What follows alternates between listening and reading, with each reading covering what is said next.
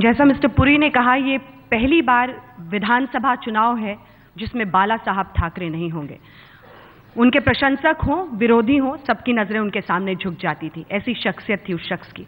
अब उनके बिना बेटे पर दारोमदार है कि वो विधानसभा चुनाव में अपने पांव जमीन पर किस तरह से खड़े करते हैं और उस विरासत को कैसे ले जाते हैं आगे। मैं मंच पर आमंत्रित करूंगी पुण्य प्रसून वाजपेयी को, जो शिवसेना प्रमुख उद्धव ठाकरे के साथ ये सेशन करेंगे।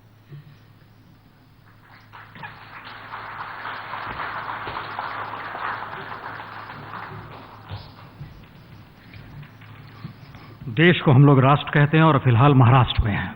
तो कल्पना कीजिए कि महाराष्ट्र की सियासत, महाराष्ट्र की राजनीति आने वाले वक्त में किस तरह का अंदेशा दे रही है, क्योंकि एकमात्र राज्य है, सत्ता में भी गठबंधन, विपक्ष में भी गठबंधन।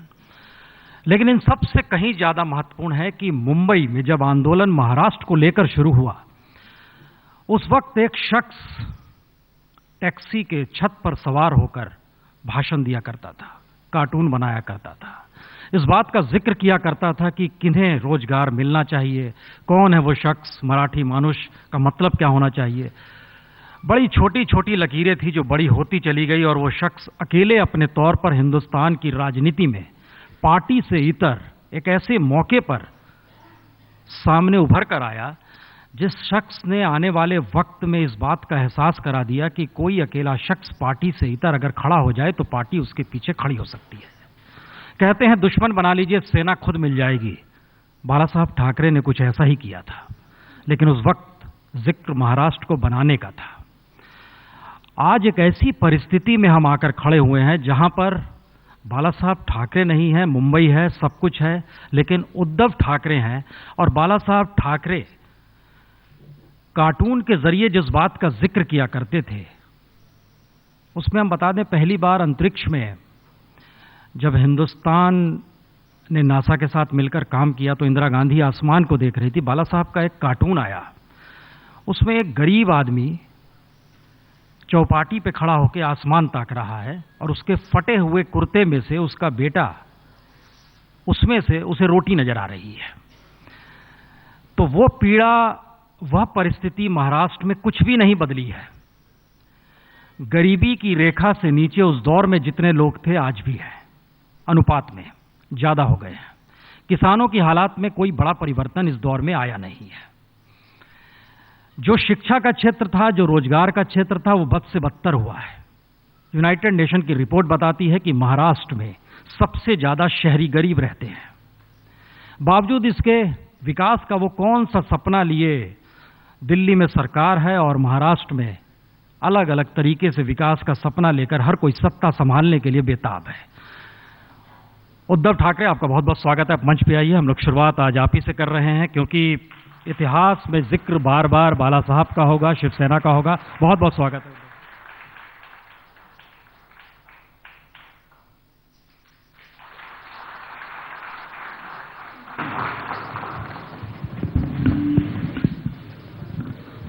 हमने जिक्र इसलिए किया था बाला साहब का कि वो टैक्सी की छत पे सवार होकर किस तरीके से उस वक्त लोगों को जमा करते थे और अपनी बात कहते थे।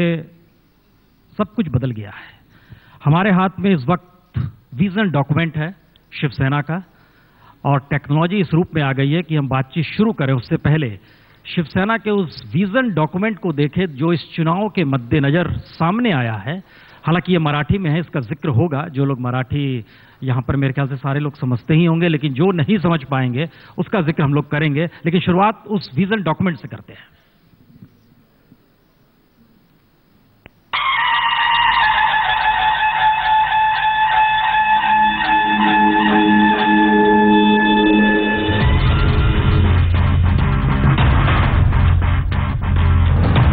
आई तुळजाभवानीच्या कृपेने, छत्रपती शिवाजी महाराजांच्या प्रेरणेने आणि आदरणीय हिंदुहृदय सम्राटांच्या आशीर्वादाने आपल्या महाराष्ट्राला देशात पुन्हा पहिल्या क्रमांकावर आणण्याचा निर्धार शिवसेनेनं केलाच आहे। शिवसेना पक्षप्रमुख माननीय श्री उद्धवजी ठाकरे यांच्या मनातील, विचारातील महाराष्ट्र विकासाच्या संकल्पना जनता जनार्दनासमोर मांडत आहोत। चला उठा, Maharashtra घडवूया।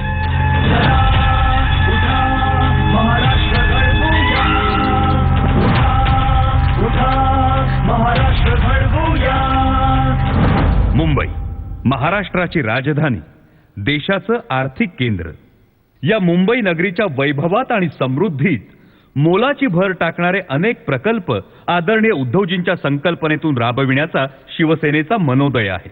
Trans harbour link, Shivdi ते न्हावाशेवा या प्रकल्पात रेल्वे अंतर्भूत करून मल्टीमोड ट्रान्सपोर्ट सुरू करणे, मुंबईतील वाहतुकीची कोंडी फोडून घड्याळाच्या काट्यावर धावणाऱ्या मुंबईकरांचा वेळ वाचवण्यासाठी मरीन ड्राईव्ह ते कांदिवली हा सागरी मुक्त मार्ग अर्थात कोस्टल रोड, तोही कोळीवाड्यांना धक्का न लावता तयार करणे, मुंबईतील रेसकोर्सच्या जागी सर्वसामान्यांसाठी भव्य सार्वजनिक उद्यान उभारणे, विस्मरणात गेलेल्या मुंबईच्या पूर्व किनाऱ्याचा विकास करून मुंबईकरांसाठी आंतरराष्ट्रीय दर्जाचा वॉटरफ्रंट व सिटीपोर्ट उभे करणे, जे युवकांचे आकर्षण ठरेल.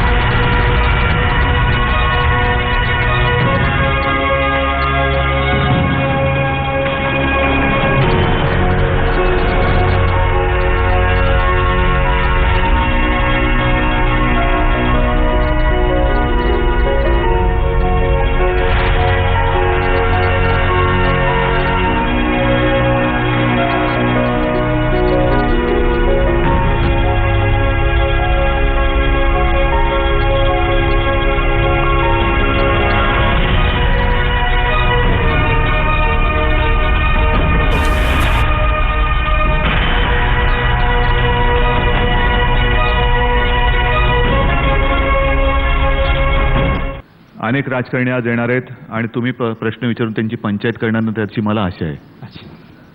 पंचायत मतलब मुश्किल में डाल देना. और जैसे आपने कहा कि एक बात तो सच है कि सपना दिखाना बहुत ही आसान होता है. कई बार मैंने कहा है कि मैं तो सपनों का सौदागर नहीं हूं. मैंने जो भी कुछ कहा है उसके पीछे पिछले कुछ दिनों का काम है, कष्ट है, मेहनत है, बहुत सारे लोग साथ हैं. और जो भी बात मैंने अभी बताई आपको, इनमें से एक भी बात झूठी साबित नहीं होगी. ये मेरा वचन है, ये मेरा वचन है. ये तो विजन डॉक्यूमेंट करके मैंने आपके सामने लाया है. ये हमारा मैनिफेस्टो नहीं है, वचननामा जिसे हम कहते हैं. वो भी एक बात समझनी चाहिए कि बाकी सारे लोग उसको जाहिरनामा कहते हैं. तो बाला साहब ने कहा जाहिरनामा का मतलब क्या है. हमने आज तक जो अनुभव किया है कि चुनाव आते हैं और मैनिफेस्टो आता है सबके सामने, हम ये करेंगे, वो करेंगे, ऐसे करेंगे. और जो कार्टून की आपने याद दिलाई बाला साहब की, इंडिया टुडे मतलब आज का भारत, आज का हिंदुस्तान, मैं तो कहूंगा स्थिति वही है. मतलब एक अभिमान की बात है कि हम भी पूरे दुनिया के साथ विश्व की खोज करने में आगे जाने की सोच रहे हैं. जैसे मार्स के ऊपर हम जा रहे हैं अभी, मंगल पर. वहाँ जीव सृष्टि है नहीं है, पानी है नहीं है, हम टीवी पे देखते हैं, आज तक पर देखते हैं, हमारा शटल चला गया है. लेकिन साथ में मतलब हम मंगल पे पानी ढूंढते हैं, लेकिन गांव वाले अगल बगल में पानी ढूंढ रहे. कहाँ मिलेगा पानी, कहाँ मिलेगा पानी. वहां पे जीव सृष्टि की खोज. क्या मंगल पर कोई जी रहा है, नहीं जी रहा है. भाई अपने देश में जो जी रहे हैं उनकी सोचो जरा, उनके पेट में थोड़े दो और तो दे दो, अनाज दे दो. मैं आज कोई बड़ी बड़ी बातें नहीं कहूंगा कि ये जीडीपी क्या होता है, ये क्या होता है, डॉलर कितना ऊपर गया है, वो नीचे कभी आएगा, रुपया कैसे, वो मेरे बस की बात नहीं. उसके लिए काफी बड़े बड़े लोग हैं. कौन है वो लोग जिन्होंने पानी छीन लिया, 2 जून की रोटी छीन ली? कौन है वो लोग जिन्होंने आज तक राज किया? कौन है वो? कांग्रेस के लोग हैं, राष्ट्रवादी के लोग हैं. और इसलिए मैं तो एकदम सिंपल चीज, रोटी कपड़ा मकान, क्या हमने पूरी की है ये जरूरत? आज भी मैंने ये सारी चीजें दिखाई है आपको. मैंने जब प्रेस ली थी, प्रेस कॉन्फ्रेंस, तो मैंने कहा था कि चुनाव में चुनावी घोषणा होती है, मैं आपको टीवी दे दूंगा, दे दीजिए टीवी. टीवी चलाने के लिए बिजली है, और अगर टीवी दे भी दे, फ्री टीवी, चलो दे दिया, घर में लगा दिया, क्या देखेंगे, घोटाले? यही देखने के लिए टीवी की क्या जरूरत है? तो मैंने यही कहा कि मैं आपको टीवी नहीं दूंगा, मैं एयर कंडीशन, फ्रिज वगैरह वगैरह वो सारी बातें नहीं दूंगा, लेकिन वो खरीदने की ताकत दूंगा. वो खरीदने की ताकत दूंगा जिसकी आवश्यकता है। और मैं मानता हूं कि अभी विजन डॉक्यूमेंट मैंने आपके सामने पेश किया है, ये तो और बड़ा था, लेकिन साहिल ने कहा थोड़ा कम करे तो अच्छा है। मतलब दूरदृष्टि की थोड़ी उसने शॉर्ट सेट की मेरी, थोड़ी एडिट करके, और बहुत कुछ सारी चीजें हैं। तो चलो बातें करना शुरू करते हैं। अमेरिकी राष्ट्रपति एक नारे से जीत जाता है, आपको 13 मिनट बताने पड़े, क्योंकि वीकेंड में ही वो जीत गया। यस, क्योंकि फिर थोड़ा मराठी का इस्तेमाल करूंगा। देशाचे आणि महाराष्ट्राचे 3-13 वाजलेले आहेत, त्याच्यामुळे 13 मिनट तो लगेंगे दिखाने के लिए। एक ऐसा शख्स सपने देख रहा है जिसकी हथेली खाली है। आपको पता है इस सियासी घालमेल में आपके हाथ में कुछ भी नहीं है, लेकिन दिल में तो है। दिल से सत्ता नहीं मिलेगी, दिल से सियासत नहीं चलेगी। दिल से दिल जोड़ा जा सकता है, हाथ से तो जेब कतरा तो हाथ से काटता है जेब। आपका दिल बीजेपी से मिल चुका है? मेरा तो मिल चुका है। मुश्किल कुछ मन में संदेह है? मुश्किल क्या? और मैंने दिल का भी काम करवा लिया है 2 साल पहले, अब सब साफ है। बीजेपी के दिल में छेद है? वो मेरी तो एंजियोग्राफी वगैरह करके देखा है, कहाँ वो तो ठीक हो अभी गया। ठीक है, वो तो ठीक है। तो ये अंदर की बात है, मतलब दिल की। मुश्किल क्या हो रही है? आपके लोग चाहते हैं आप ही चेहरा रहे हैं, बीजेपी नहीं चाहती है। मैं मानता हूं कि इस विषय पर हम बातें करेंगे, लेकिन इससे दुनिया यानी लोगों को कुछ मिलेगा नहीं। जो मैंने विजन डॉक्यूमेंट में कहा कि जो सिंपल चीज है, हम तो जैसे बात करेंगे, बड़ी बड़ी बातें करेंगे, लेकिन लोगों के सामने सवाल है। मेरा अनुभव मैं कहता हूं, पिछले चुनाव के दरमियान मैं कैंपेनिंग कर रहा था, मैंने देखा खेतों में बहुत सारी महिलाएं काम करती है, और वो महिलाएं पोती से लेकर दादी तक, नानी तक, उस उम्र की महिलाएं काम करती है। फिर जब मैं रुक कर उनके साथ बात की, सारी महिलाएं आ गई। मैंने कहा, मावशी नमस्कार, आजी नमस्कार, काय ग बाळा काय म्हणतेस तू, ताई काय करतेस? फिर मैंने उनको पता नहीं, शायद उन्होंने पहचाना होगा, नहीं पहचाना मुझे पता नहीं, लेकिन कोई तो बड़ा आदमी सामने खड़ा है, वो खड़ी हो गई। मैंने पूछा कैसा चल रहा है? तो बोले कुछ नहीं, पानी नहीं है, देख सूखा है। तो आगे क्या करोगी? आगे क्या करेंगे, थोड़े दिन इंतजार करेंगे, नहीं तो दूसरे गांव चले जाएंगे। तब सच कहता हूं, मुझे शर्म आ गई कि मैं उनके सामने खड़ा था कि आप मुझे वोट दे दो, मैं आपको ये दूंगा, वो दूंगा, वो दूंगा। वो बोले ठीक है, मतलब बोली नहीं, ये मन की बात ऐसे लगा कि तू जो सारी बातें बोल रहा है कल की, चुनाव बीच में है, कल अगर तू जीत कर आएगा, वहां बैठेगा, तो कल तू सपना देखेगा, लेकिन आज उसके बीच में रात है, वो रात कैसे गुजारो बोल। ये मेरी पोती है, घर जाने के बाद उसको खाना क्यों खिलाओ बोल, चूल्हा कैसे जलेगा? उनका चूल्हा नहीं जल रहा है। तो ये सारी जो बातें हैं ना, इसके पीछे, इसके लिए किसी ने कुछ सोची नहीं है। और मैं सोचता हूं कि ये दे दूं, जैसे मैंने अभी कहा कि ई प्रबोधन, ये मैंने करके दिखाया है, ये सपना नहीं है। मैं बहुत साल पहले बाला साहब ने एक कोशिश की थी कि जो हमारे विद्यार्थी है उनके पीठ पर कितना बोझा रहता है पाठ्य पुस्तकों का। तो बाला साहब कहते थे, यार ये क्या है, छात्र है कि जानवर है? तो मैंने कोशिश करके करके ये ढूंढ लिया है कुछ सोल्यूशन। इसमें पूरा सिलेबस है। कहा आणि आपली सूर्यमाला, देखो इसमें भी सूर्यमाला है। प्रकरण पहिले, तारे आणि आपली सूर्यमाला। आपली सूर्यमाला ही सूर्य, तारे, ग्रह, चंद्र या अवकाशीय वस्तूंनी बनलेली आहे। त्यांना खगोलीय वस्तू असं म्हणतात। सूर्य हा एक तारा असून त्याभोवती सर्व 8 ग्रह पृथ्वीसहित। आप देख लो, ऐसे लगता है कि फिर से स्कूल में जाए। नहीं, हम बार बार ये सोच रहे हैं कि इसकी कीमत क्या होगी जो आपने दिखाया। कीमत शिक्षा से ज्यादा कीमत होगी क्या? सोच रहे हैं कि महाराष्ट्र में पर कैपिटा इनकम जो है उसमें, नहीं, ये मेरे समझ के बाहर है। पर कैपिटा इनकम नहीं, कैसे बढ़ेगा, कौन बढ़ाएगा? वो बढ़ाने के लिए अगर उनको हम एजुकेट नहीं करेंगे तो बढ़ेगा कैसे? उद्धव जी, महाराष्ट्र की जो हालत है आर्थिक, आप इस पे गर्व मत कीजिए कि महाराष्ट्र सबसे पैसे वाला राज्य है। महाराष्ट्र में जितनी बड़ी तादाद यहाँ पर बेरोजगारों की है, रजिस्टर्ड बेरोजगारों की है, ग्रामीण क्षेत्रों में, विदर्भ के इलाके में मुश्किल है, मराठवाड़ा के इलाके में मुश्किल है। क्या आपको लग नहीं रहा है कहीं चीजें डिरेल्ड हो रही हैं? क्योंकि जो सपना शिवसेना के जरिए महाराष्ट्र को बनाने का देखा गया, वो झटके में उस टेक्नोलॉजी और विकास के नारे में खो रहा है। नहीं, जो बिल्कुल आपका नहीं, था ही नहीं। बिल्कुल नहीं। ये सिर्फ टेक्नोलॉजी की बात नहीं। जैसे आपका टीवी, मैंने कहा टीवी पे क्या दिखा रहे हैं आप? घोटाले दिखा रहे हैं, तो टीवी का उपयोग क्या है? फिर टीवी का भी उपयोग क्या? क्यों ले लोग टीवी? ये टेक्नोलॉजी है, उसको आप रोक नहीं सकते, लेकिन टेक्नोलॉजी का इस्तेमाल, उपयोग आप कैसा करते हैं?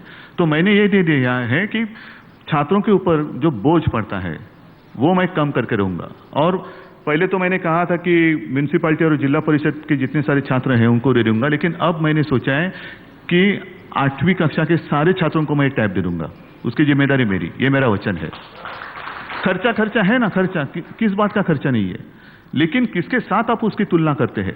एजुकेशन देने के लिए अगर 2 पैसे खर्च हो रहे हैं तो होना चाहिए, क्योंकि अगर लोग सीखेंगे नहीं तो राज्य आगे कैसे बढ़ेगा? फिर आप उनको रोजी रोटी कैसे देंगे? नौकरी कहां से लाएंगे आप? इसलिए शिक्षा सब तो जरूरी है। और मैं देखूंगा कि मेरे महाराष्ट्र का एक भी छात्र या एक भी विद्यार्थी ऐसे नहीं रहेगा, अगर वो स्कूल तक नहीं आ रहा है तो स्कूल उसके घर तक जाएगी, उसके हाथों में जाएगी, मैं दे दूंगा। आप बार बार जिक्र कर रहे हैं मैं देखूंगा, ये स्थिति कैसे आएगी? मैंने तो मेरे हाथ में तैयार रखा है जनता को देने के लिए, और मैं हर सभा में ये दिखा रहा हूं, आपके माध्यम से सब पूरे जनता को दिखा रहा हूं कि आपके बच्चों के लिए मैंने मेरे हाथों में तैयार रखा है। आपके हाथों में, आपके बच्चों के हाथों में होना चाहिए नहीं चाहिए, आप तय करो। आपको लगता नहीं आप गलत प्रोफेशन में आ गए? क्यों? आप प्रोफेशन मतलब क्या है? पॉलिटिशियन का मतलब क्या है? सिर्फ खाना, घोटाला करना, ये प्रोफेशन मानते हैं आप? यही हो गया है ना? हो गया है, लेकिन वो नहीं है। जो दिख रहा है इसका मतलब वो है, ऐसे नहीं होता है। पॉलिटिशियन जैसे हमारी जब सत्ता थी तो बाला साहब ने जो सपने दिखाए, मुंबई पुणे रास्ता करके दिखाया। अगर हाथ में सत्ता नहीं है तो ये सारे अब सपने लगते हैं। मतलब ये तो जरूरत है, जरूरत भी अभी सपना लगने लगा है। ये क्या स्थिति है? ये इंडिया टुडे। हम इसीलिए आपसे कह रहे हैं, आपको लगता नहीं आपने गलत लाइन पकड़ ली? पार्लियामेंट में 184 दागी लोग हैं। महाराष्ट्र की विधानसभा में कांग्रेस के 6 पूर्व मिनिस्टर पर तो आरोप लग चुके हैं, और यहां पर जो दागी लोग हैं महाराष्ट्र विधानसभा के भीतर 54 लोग हैं जिनके ऊपर अलग अलग केसेस चल रहे हैं। और आप लगातार दिल मिलाने की बात कर रहे हैं, तो दिल मिलाने के लिए ये राजनीति तो है नहीं ना? मैं थोड़ा सा इसमें और स्पष्टीकरण दूंगा जी। जो एडवर्टाइजमेंट में देखता हूं, दाग अच्छे होते हैं ऐसे पॉलिटिशियन को लगता होगा, लेकिन इसमें फर्क है। दाग में भी फर्क है। जिन लोगों ने जनता के लिए आंदोलन किए हैं, हमारे शिवसैनिक है, और उनके ऊपर ऐसे केसेस है, उनको आप दागी कहेंगे तो मैं कहूंगा उनका मुझे अभिमान है, क्योंकि उन्होंने जनता के लिए लड़ाई दी है। जनता के लिए लड़ाई लड़ना, ये अगर दागी की व्याख्या होगी तो मुझे नामंजूर है। ऐसे लोगों का, ऐसे शिवसैनिकों का मुझे अभिमान है जिन्होंने जनता के लिए लड़ाई किया है, और हम करेंगे। लेकिन घोटाले की बात होगी तो ऐसे दागी तो जेल में जाने चाहिए, जो हमारी सरकार आने के बाद जाएंगे। तो हम कहें कि जब आप सत्ता में आएंगे तो उस कानून को बदल देंगे जिस कानून के तहत जो पॉलिटिकल आरोप लगते हैं वो नहीं लगेंगे? पॉलिटिकल, जनता की लड़ाई नहीं, ये तो परिभाषा आपकी हुई ना? बिल्कुल। लेकिन कानून की एक परिभाषा होती है। कानून कब से चलता आ रहा है? वही कानून जो अंग्रेजों ने बनाया। वो तो उनके जमाने में हमारे क्रांतिकारी भी थे, वो भी तो, उनको भी तो फांसी दी गई। बदलेंगे अगर वो नहीं होते तो क्या हमें आजादी मिलती? तो वही सोच आज लेके आप चलेंगे आगे? उसे बदलना चाहिए ना? बदलना ही चाहिए। और इसलिए ये जो मैं दे रहा हूं टैब, उसमें सिर्फ सिलेबस नहीं रहेगा, इन क्रांतिकारकों की भी कुछ जो घटनाएं हैं वो भी रहेगी उसमें। कि आज तो मैं कहता हूं कि तरक्की हो रही है। एक फोन कॉल करते तो आपके घर में पिज्जा आ जाता है, बर्गर आ जाता है।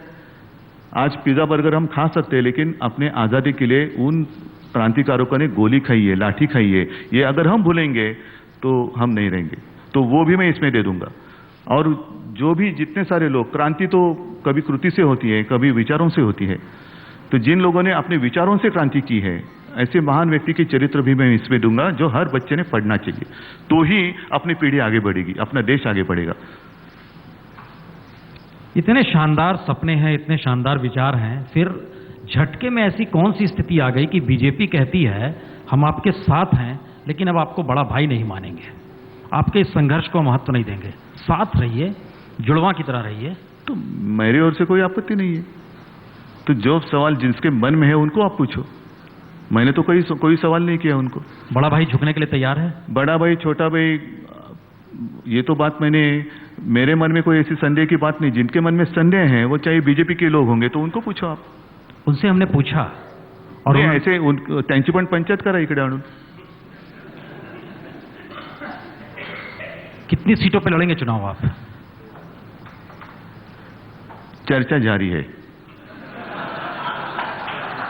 बीजेपी कितनी सीट पर लड़ेगी? जितने सीटों पर हम नहीं लड़ेंगे उतने सीटों पर बीजेपी लड़ेगी।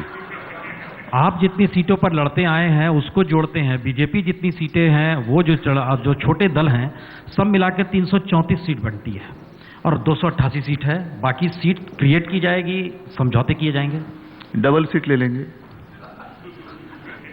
नहीं सुनो, एक बात अभी मतलब थोड़ी मजाक हो गई, ठीक है, थोड़ी तो चाहिए, नहीं तो पूरे गंभीरता के साथ बात करेंगे तो कोई मजा नहीं उसमें। यही तो हम मिस कर रहे हैं, शायद मिस कर रहे हैं कि थोड़ी हंसी मजाक भी होनी चाहिए। लेकिन अब मजाक नहीं कर रहा हूं। हर किसी का सपना होना चाहिए कि अपनी पार्टी आगे बढ़े, मेरी पार्टी आगे बढ़े, और सब अपने अपने एक सपने लेकर, अपनी अपनी एक बात लेकर कोशिश तो करेंगे। लेकिन जब समय आता है कि भाई आप इसके आगे नहीं जा सकते क्योंकि समय आया है, नहीं तो चुनाव हो जाएंगे और हम चर्चा ही करते बैठेंगे, तब ठीक से फैसला होगा। और जो वास्तविकता है, रियलिटी है, ग्राउंड रियलिटी है, उसके आधार पर सारी बातें हो जाएगी। आप चिंता मत करो। 25 साल से हमारा गठबंधन है, शायद दुनिया का एकमेव गठबंधन होगा जो 25 साल से साथ में है। और मेरी ओर से तो मैं कहता हूं कि हम साथ में रहेंगे, लेकिन सारे लोग अपने मर्यादा का पालन करें तो अच्छा है। मर्यादा का पालन कौन नहीं कर रहा है? मैं सारे लोगों को कह रहा हूं, ऐसे कहा थोड़ी कहा कि कोई नहीं कर रहा है।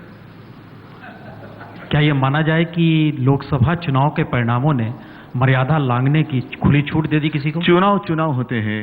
लहरों का जिक्र किया आपने, लहरें तो मुंबई को तो लहरों से कुछ ये नहीं, हम तो लहरें झेलते आए हैं, बड़ी बड़ी लहरें देखी है, समुंदर है हमारे आसपास, तो हमें कोई लहरों का कुछ खास बात ये नहीं है।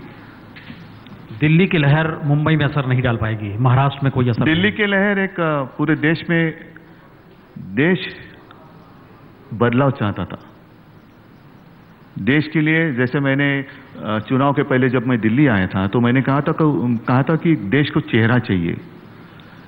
कौन है देश का नेता, कौन बनेगा देश का, आपके देश का नेता कौन है? उस वक्त चेहरा नहीं था, तो नरेंद्र भाई का चेहरा आ गया, सब लोगों ने स्वीकार किया। अब महाराष्ट्र की बात आई, महाराष्ट्र का भी चेहरा होना चाहिए। कौन है महाराष्ट्र का चेहरा? किसके ऊपर जो लोग मतदान करेंगे तो वो देखेंगे भाई हमें किसके ऊपर भरोसा करना चाहिए।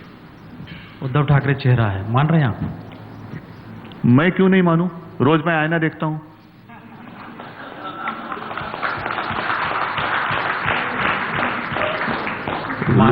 वोट तो लोग करने वाले हैं, मैं नहीं। महाराष्ट्र के हर घर में आईना जब देखा जाता है, उद्धव ठाकरे का चेहरा आ रहा है, आप मान रहे हैं?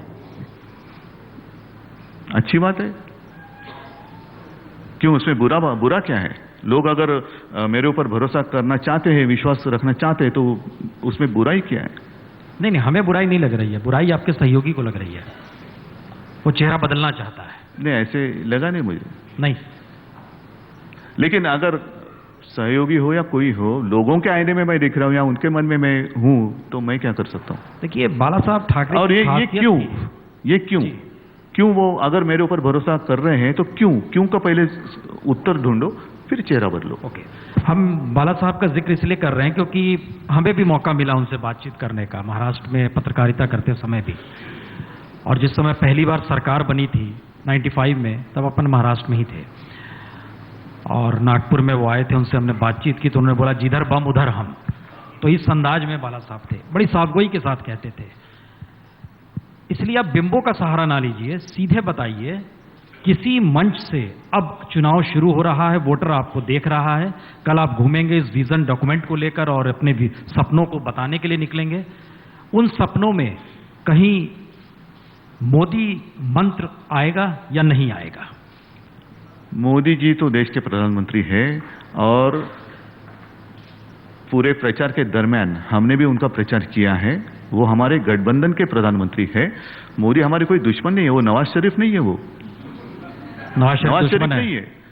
नवाज शरीफ दुश्मन है? दुश्मन मतलब मैं कह रहा हूं कि मोदी जी का प्रचार करने में या उनकी सहायता लेने में बुराई क्या है, क्योंकि जितने सारे उम्मीदवार चुनकर आए हैं तो सेना बीजेपी इकट्ठा वोट है, वो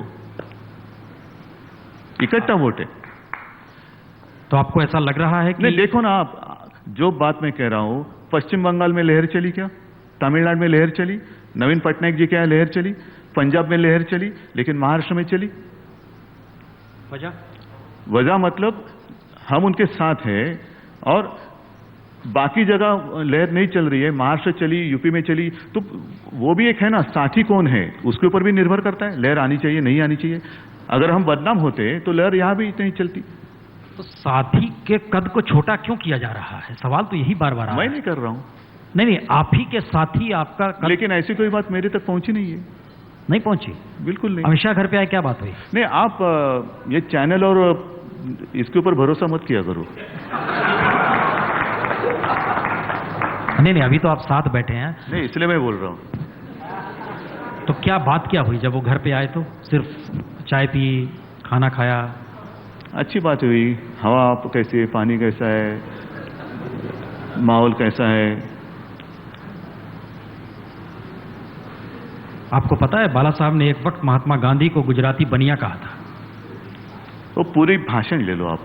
हाँ, पूरी भाषण ले लो। नहीं, बड़ा हंगामा मचा था। हम दूसरी स्थिति में आ रहे हैं। मौजूदा वक्त में जब लड़ाई चल रही थी महाराष्ट्र और मुंबई को बनाने को लेकर, तो गुजरात ही पड़ोस में था, उसको लेकर भी बड़ा गुजरातियों का दबाव था। क्या ये माना जाए कि मौजूदा वक्त में वाकई ये चुनाव ऐसा है जिसमें शिवसेना की पूरी विरासत, शिवसेना की पूरी सियासत दोनों दांव पर लगी है? शिवसेना जो है वो है, और महाराष्ट्र के लोगों को शिवसेना और बाला साहब की पहचान कराने की आवश्यकता नहीं है। बाला साहब मतलब महाराष्ट्र, महाराष्ट्र मतलब बाला साहब।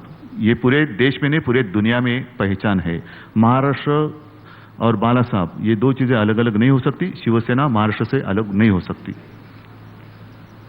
आपने जो सपने विजन डॉक्यूमेंट में दिखाए हैं उससे लगभग, उसके ऊपर तो आप बात ही नहीं कर रहे हैं। हम उस पे आ रहे हैं। हम चाह रहे थे कि एक बेसिक लाइन तैयार हो जाए।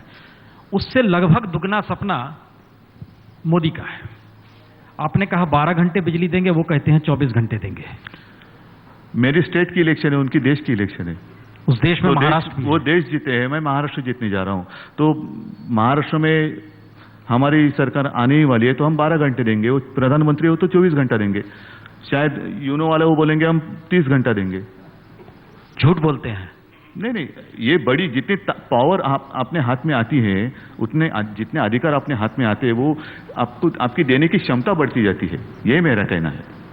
तो आज तो आपके क्योंकि कुछ चीजें, जैसे हमारे हाथों में कारपोरेशन है, कई चीजें हमने यहाँ की हैं लेकिन कई कर नहीं सके, क्योंकि हमारे ऊपर स्टेट गवर्नमेंट है।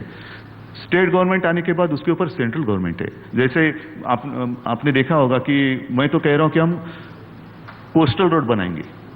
ये कोस्टल रोड अपनी कारपोरेशन बना सकती है, लेकिन कोस्टल रोड के लिए इजाजत की जरूरी है, वो केंद्र से। जब तक केंद्र से इजाजत नहीं मिलती तब तक कोस्टल रोड नहीं बन सकता। तो ये सारी बातें हैं। इसलिए मैंने कहा कि जितने अधिकार अपने हाथों में ज्यादा होते हैं, उतनी देने की क्षमता और बढ़ती है। तो मोदी जी का तो सच है, क्योंकि पूरे देश ने उनको नेता माना है। तो पूरे देश में 24 घंटा बिजली देना संभव है, क्योंकि सारे अधिकार उनके हाथों में है। राज्य में सारे अधिकार अपने हाथों में नहीं होते हैं। एनवायरमेंट की बातें होती है, बहुत सारी चीजें होती है। तो वो जब वहां से मंजूर होकर आएगी तो हम ये कर सकते हैं। आपको लग नहीं रहा है कि इस दौर में बीजेपी, हम क्योंकि बीजेपी के नेताओं से भी बात कर रहे हैं, वो बार बार हर लाइन में एक मोदी शब्द आता है उनके, लेकिन हम देख रहे हैं कि महाराष्ट्र की राजनीति में आदर्श घोटाला, सिंचाई घोटाला, लैंड ग्रैबिंग का जो मामला आया था, उसके संदर्भ में एक पूरी फेरिस्त है। इस दौर में सूखा पड़ा, उस दौर में एनसीपी के डिप्टी सीएम का जो बयान था। शिवसेना को जो राजनीति करनी चाहिए, बीजेपी ही उसे डिरेल्ड कर रही है, और ये एक टकराव की स्थिति आप देख ना पा रहे हैं। कैसे? क्योंकि वो लगातार इनसे इतर बार बार उस डेवलपमेंट की बात कर रही है। कौन? बीजेपी। तो ये क्या है? मैंने जो लिखा है आपको, ये क्या है?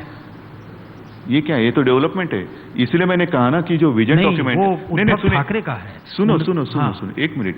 इसमें और एक चीज जो मैंने बताई है विजन डॉक्यूमेंट में, एजुकेशन की पूरी बात तो हुई नहीं है। एजुकेशन में मैंने तो सिर्फ ये टैब आपको दिखाया है। पिछले 3 साल से हमारे जो म्यूनिसिपैलिटी के स्कूल्स है उसमें हमने वर्चुअल लर्निंग शुरू किया है।